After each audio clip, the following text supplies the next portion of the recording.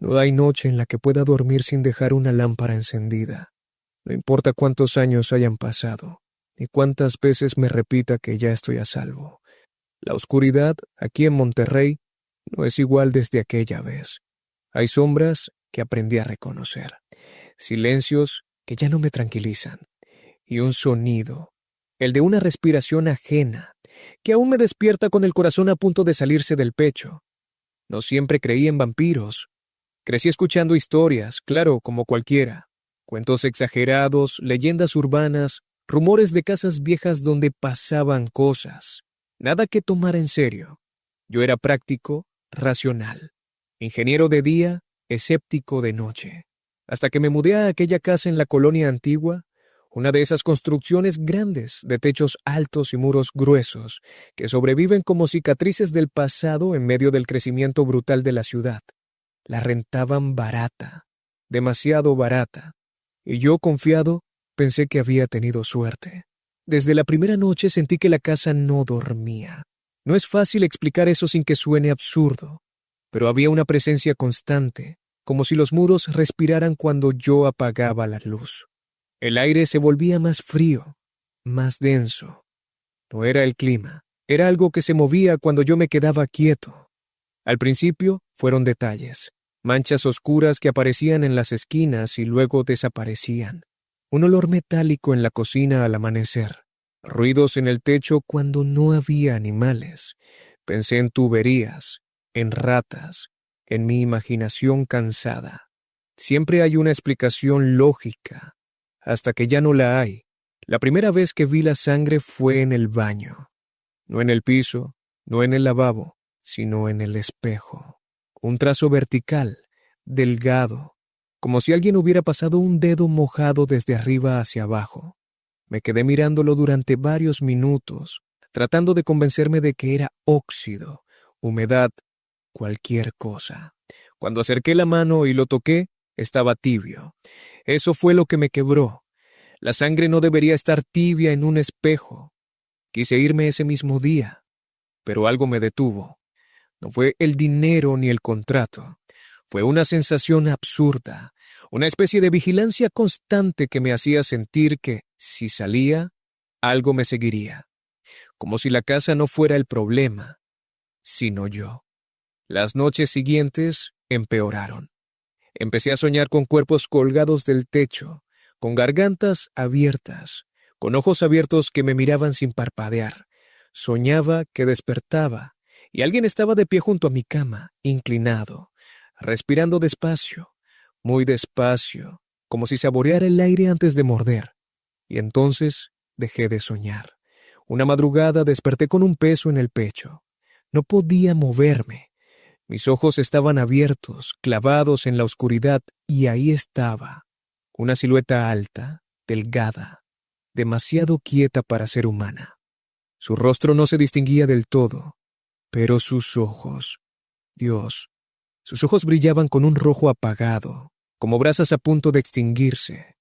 No gritó, no habló, solo inclinó la cabeza, curioso, como un depredador evaluando a su presa. Sentí su mano en mi cuello, fría, firme. Su pulgar presionó justo donde late la vida, y supe con una claridad aterradora que podía matarme sin esfuerzo. Su boca se acercó, y el olor me golpeó. Hierro, carne vieja, algo podrido y dulce al mismo tiempo. No sé por qué no me mordió. Tal vez no era el momento. Tal vez me estaba engordando. Cuando pude moverme, estaba solo. No había marcas visibles, pero me sentía drenado, débil, como si hubiera corrido kilómetros sin descanso. Pasé el día vomitando y temblando. Fui al médico. No encontró nada. Esa noche puse cámaras, cerraduras nuevas, crucifijos, aunque nunca fui creyente. Sal, espejos, luces encendidas. Nada funcionó. Empezaron los susurros, no palabras claras, sino sonidos húmedos, como labios pegándose y separándose. Venían de las paredes, del techo, de debajo del piso. Decían mi nombre sin decirlo. Lo sentía en la cabeza. Investigué la casa, archivos, registros, vecinos viejos que aún recordaban. Supe entonces que décadas atrás Había pertenecido a una familia extraña. No salían de día. No recibían visitas. Hubo desapariciones. Gente que entró y nunca salió. Una noche la casa se incendió parcialmente. Dijeron que no encontraron cuerpos. La casa sobrevivió. Ellos también. Comprendí que no era un solo vampiro. Eran varios. Y yo estaba viviendo en su nido. La siguiente aparición fue peor. Estaba en la sala con todas las luces encendidas cuando sentí que algo me observaba desde el pasillo. No quise voltear. Sabía que, si lo hacía, ya no podría fingir. Pero lo hice. Había 3 figuras. Una mujer de cabello largo pegado al rostro por algo oscuro. Un hombre alto, con la boca manchada. Y otro, más bajo, encorvado, que sonreía mostrando colmillos demasiado largos. Se movían lento, deliberadamente, como si disfrutaran mi terror. Todavía no, susurró uno de ellos directamente en mi cabeza. Esa noche entendí que no escaparía caminando por la puerta. Tenía que huir como se huye de un incendio, sin mirar atrás, sin pensar, dispuesto a perderlo todo. Esperé el amanecer, empaqué lo mínimo, no dormí. Cuando el sol comenzó a asomarse, sentí un grito silencioso en la casa, una vibración en los muros, como si algo se retorciera de ira. Corrí, salí sin cerrar, dejé el coche, las cosas, la vida que tenía. Caminé hasta que mis piernas no pudieron más. Nunca regresé. Me mudé de ciudad. Cambié de trabajo, de rutina, de nombre, incluso. Pero el miedo no se quedó atrás. A veces, cuando la noche es especialmente silenciosa, siento esa respiración otra vez. Cuando paso frente a una casa antigua, algo dentro de mí se tensa. Sé que ellos recuerdan. Sé que no olvidan a quienes probaron y dejaron ir. Sobreviví. Escapé. Pero cada vez que apago la luz, me pregunto si fue una huida o solo una prórroga.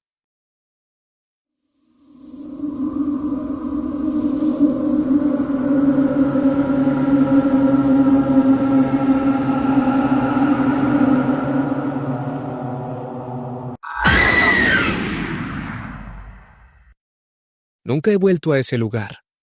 No porque no pueda, sino porque sé que no debo.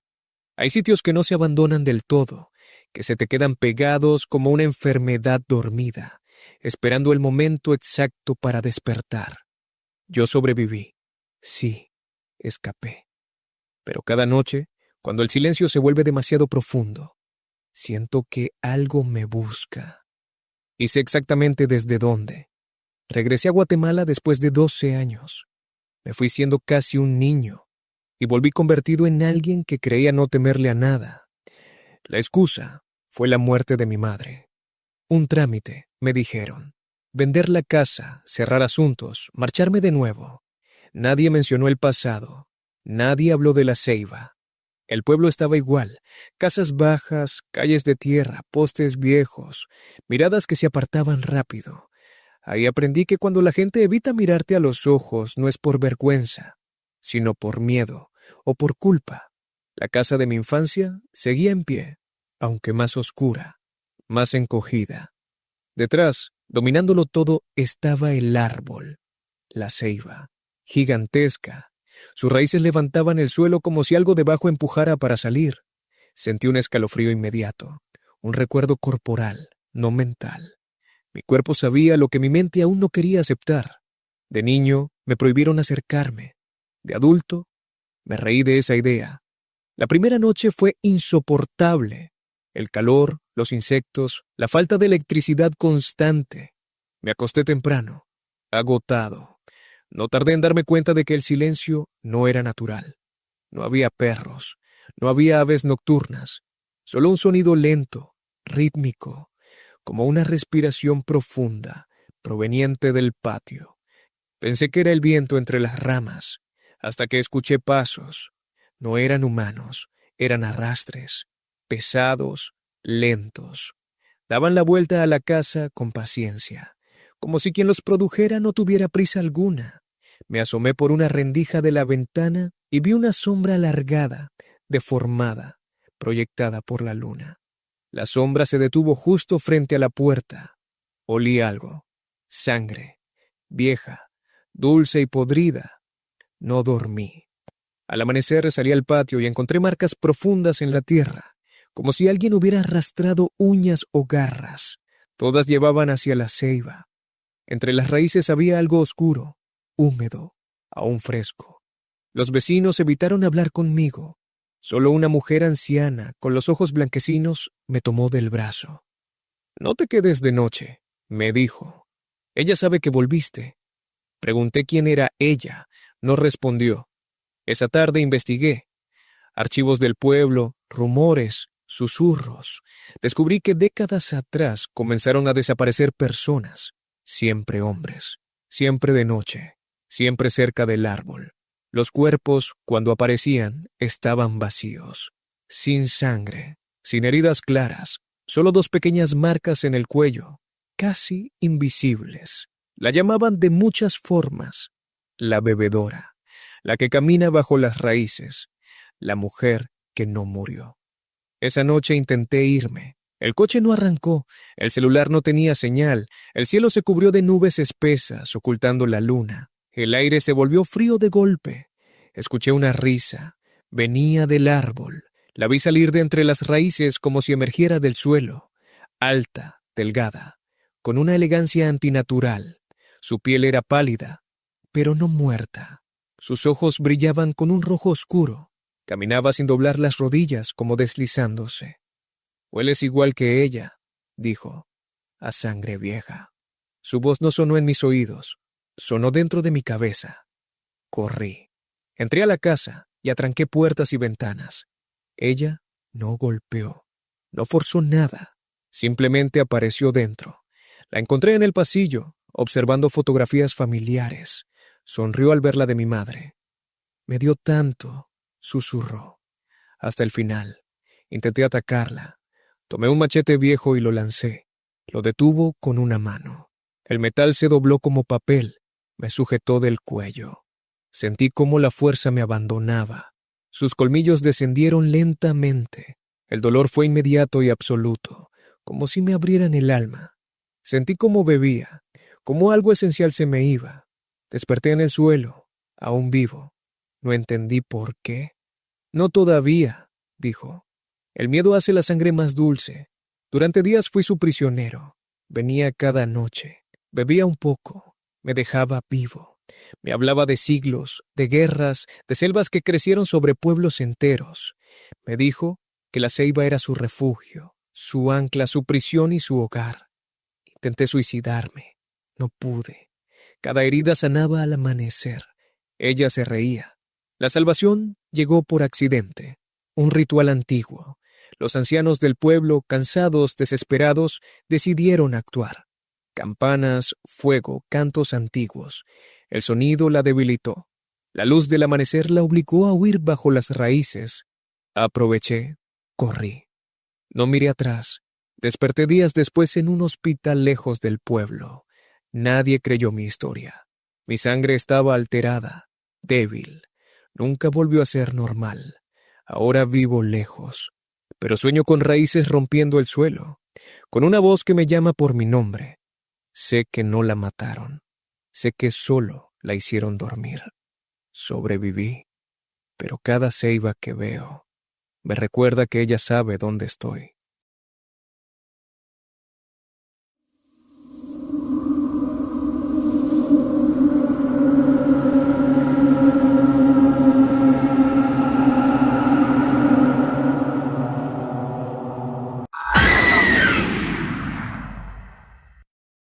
No sé en qué momento exacto dejé de sentirme vivo y comencé simplemente a existir. Tal vez fue la primera noche, o la segunda, o quizá mucho antes cuando acepté ese trabajo sin hacer demasiadas preguntas. En Colombia aprendí que hay ríos que no devuelven lo que toman y criaturas que no olvidan a quienes logran escaparles. Llegué al pueblo por necesidad. Había perdido el empleo. El dinero escaseaba y la oferta parecía sencilla: cuidar una finca aislada cerca del río, vigilar que nadie entrara, mantener las luces encendidas por la noche. Buen pago, pocas preguntas. Debí sospechar de eso último.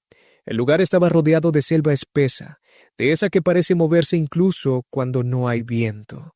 El río corría hacia unos cientos de metros, ancho, oscuro, siempre murmurando algo que no alcanzaban a entender. Los lugareños evitaban acercarse al caer la tarde. Decían que el agua cambiaba de humor por las noches. La finca era vieja, colonial, con corredores largos y techos altos. Tenía demasiadas habitaciones vacías, demasiados espejos cubiertos con telas gruesas. El dueño nunca apareció en persona. Todo lo arreglé con un intermediario que parecía ansioso por marcharse rápido. La primera semana fue tranquila, inquietantemente tranquila. El silencio era tan profundo que me zumbaban los oídos. No había animales nocturnos, nada, solo el río. La segunda semana comenzaron los sueños. Soñaba que caminaba por la orilla y algo se movía bajo el agua siguiendo mis pasos. Soñaba que caía y manos frías me sujetaban los tobillos. Despertaba empapado en sudor, con marcas en la piel que no recordaba haberme hecho. Una madrugada escuché pasos dentro de la casa. Pensé que eran ladrones. Tomé una linterna y salí al pasillo. Vi una figura al fondo, de espaldas o observando uno de los espejos cubiertos. ¿Quién anda ahí?, pregunté. La figura giró lentamente. Era un hombre alto, de piel pálida, vestido de negro, con el cabello peinado hacia atrás. Su rostro era inexpresivo, demasiado perfecto, como una máscara antigua. Sus ojos, sin embargo, eran lo contrario, oscuros, profundos, atentos. Pensé que el nuevo cuidador sería más perceptivo, dijo.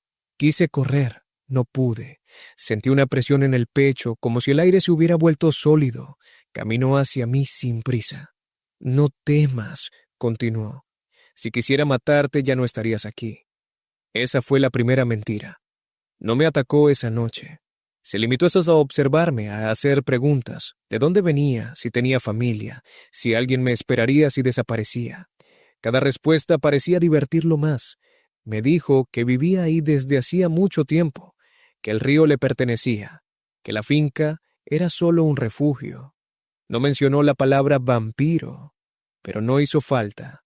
Lo vi cuando sonrió y dejó ver colmillos largos, antiguos. Bebo con cuidado, me explicó. No me gusta desperdiciar. Las noches siguientes regresó, siempre después de la medianoche. A veces hablábamos, otras solo me observaba dormir. Comenzó a beber de mí poco a poco, lo suficiente para debilitarme, no para matarme. Cada vez que lo hacía sentía una mezcla de dolor y placer que me llenaba de vergüenza admitir. Me explicó que el miedo altera la sangre, que quienes luchan demasiado saben peor, que los resignados pierden el sabor rápido. Intenté huir, el camino se cerraba, el río crecía de repente, la selva se volvía un laberinto. Siempre regresaba a la finca sin recordar cómo. Descubrí que no era el primero. Encontré diarios ocultos, ropa vieja, manchas secas en el suelo, personas que pasaron por ahí y nunca se fueron del todo. Él los había arrojado al río cuando ya no le servían. El agua limpia todo, decía, incluso la memoria. Una noche decidí enfrentarlo. Esperé con una estaca improvisada, con fuego, con desesperación. Cuando apareció, me miró con una tristeza fingida. «Aún no entiendes», dijo. Me desarmó sin esfuerzo. Bebió más de lo habitual. Sentí que me apagaba. Antes de perder el conocimiento, me susurró. «Si sobrevives, será porque quiero». Desperté al amanecer tirado cerca del río. La finca ardía en llamas. No sé quién inició el fuego. Tal vez yo, tal vez él. Aproveché el caos, corrí, me lancé al agua, aun sabiendo lo que decían. El río casi me mata. Corrientes, golpes, oscuridad. Sentí manos bajo el agua, pero seguí nadando. Perdí el sentido. Desperté kilómetros río abajo. Vivo, demasiado vivo. Hoy sigo aquí, lejos. Pero cuando escucho agua correr de noche, cuando siento ese silencio espeso, sé que él no murió. Sé que solo perdió su casa. Sobreviví porque me dejó ir. Y eso es lo que más miedo me da.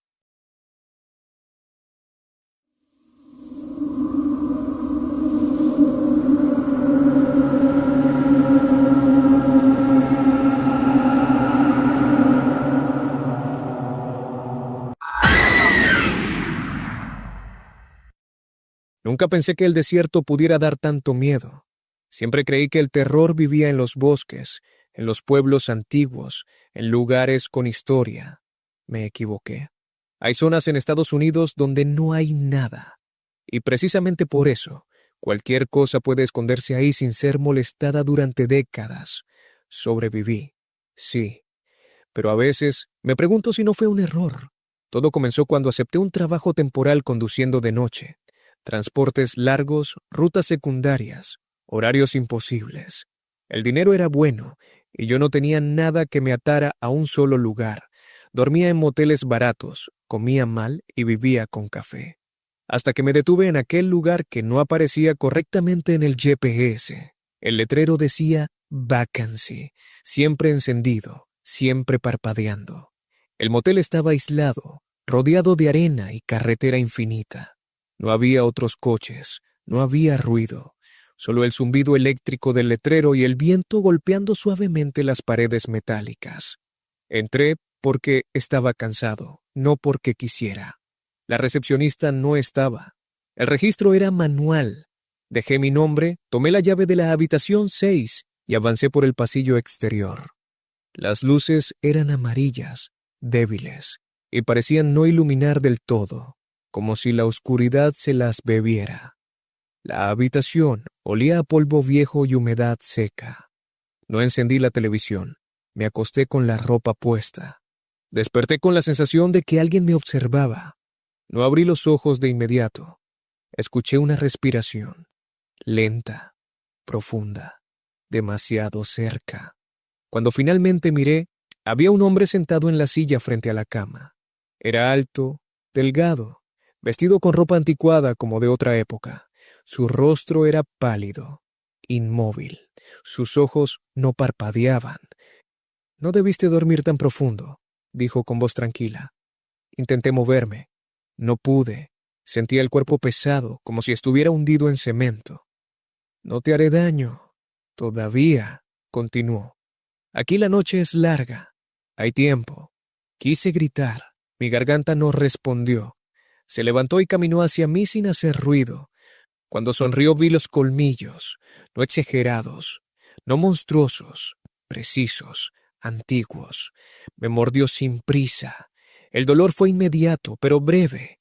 Luego vino algo peor, una sensación de vacío, como si algo esencial se desprendiera de mí. Cuando se apartó me limpió la herida con una delicadeza enfermiza. «Mañana hablarás», dijo. Siempre lo hacen. Desperté al amanecer. El sol entraba por la ventana. No había nadie. Pensé que había sido un sueño, hasta que vi la sangre seca en la sábana. Intenté irme. El coche no arrancó. El celular no tenía señal. La carretera parecía interminable en todas direcciones, pero caminar bajo ese sol era suicida. La recepcionista apareció al anochecer. Era una mujer mayor, inexpresiva, como vacía. «No es buen lugar para quedarse», me dijo, «pero tampoco para irse». La segunda noche él regresó. Me habló. Me explicó que el motel era suyo, que lo había construido cuando la carretera aún no existía, que los viajeros eran su sustento, que el desierto lo protegía. No bebía todo, nunca todo. Le gustaba prolongar el proceso. El miedo, según él, mejoraba el sabor. Pasaron los días. Perdí la noción del tiempo. Me debilitaba. Él se fortalecía. Me mostraba habitaciones cerradas, personas que no habían tenido mi suerte, secos, vacíos, olvidados. Intenté matarlo. Fuego, luz, armas improvisadas. Nada funcionó. Se regeneraba. Reía. «No puedes matarme», decía. «Este lugar me recuerda quién soy». Una noche hubo una tormenta, rara en el desierto. El cielo se cubrió. El viento aullaba. Las luces fallaron. Él se enfureció. Algo en la tormenta lo alteraba. Aproveché, corrí. Tomé el coche y empujé cuesta abajo. Encendí el motor por pura inercia. No miré atrás. Conduje hasta que salió el sol. Desperté días después en un hospital, deshidratado, anémico, vivo. El motel desapareció de los mapas. Nadie lo encontró. Nadie me creyó. Ahora evito las carreteras secundarias. Evito moteles solitarios. Evito dormir profundamente, porque a veces, cuando manejo de noche, veo un letrero parpadeando a lo lejos, y sé que él sigue ahí, esperando.